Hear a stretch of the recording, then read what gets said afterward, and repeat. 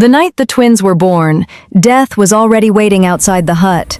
No one sang, no one laughed, and no one said congratulations, because in this village, twins were a curse. Obina and his wife Neka lived a quiet life. They were poor, but they had peace. For many years they prayed for a child, and one day their prayer came true. On the night of the birth, rain fell hard. The midwife helped Neka push. Then the first baby came, a boy. Everyone smiled. But moments later, another cry filled the room. A girl. Twins. In that village, twins were not seen as a blessing. They were seen as evil.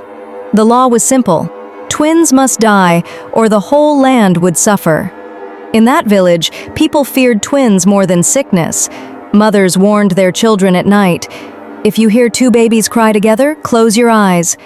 Even the dogs stayed away from such houses. Fear lived in the blood of the people.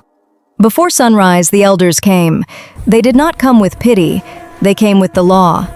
That night, Obina did not sleep. He watched his children breathe. He touched their tiny fingers. A father's heart cannot choose the law over life, and he knew the morning would change everything.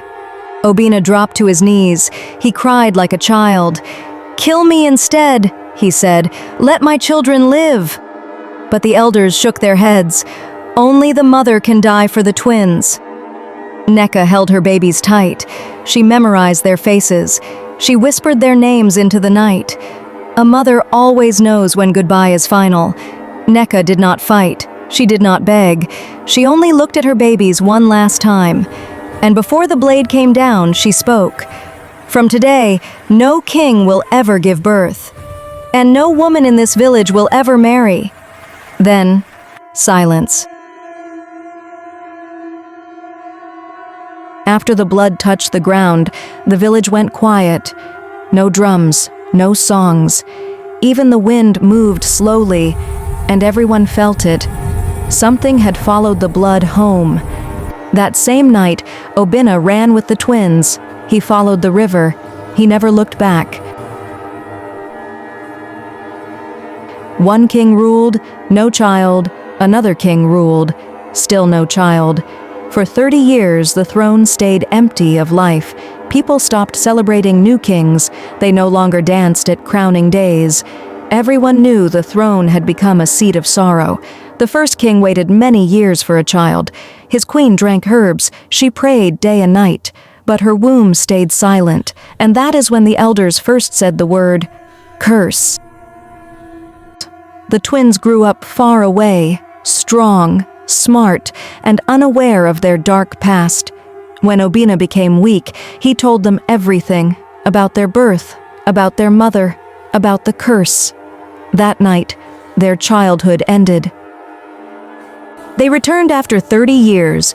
The elders checked the royal bloodline and found one living heir, Chima, the boy they failed to kill.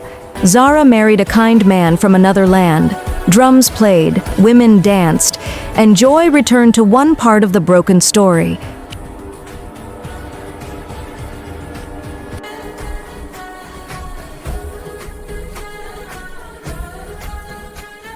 She later had children, and the people whispered, "Maybe the curse only follows the throne."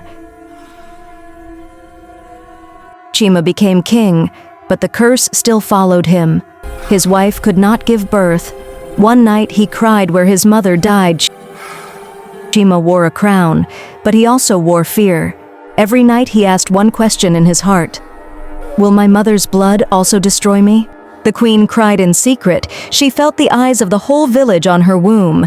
Love turned into pressure, and hope turned into fear. When the queen became pregnant, nobody celebrated. Fear had stolen their joy. Everyone waited for either life or another disaster. 1 year later, the queen gave birth. One child, a single boy. The curse was broken. The village never forgot the woman they killed, and the twins they almost buried alive. Some laws do not protect people. Some laws only destroy them. Years later, children filled the village again. Laughter returned to the roads. The land became alive. But one story was never forgotten: the story of the twins. Some curses are not made by spirits, some curses are made by people, and only truth can break them. Please don't forget to like and subscribe. Please.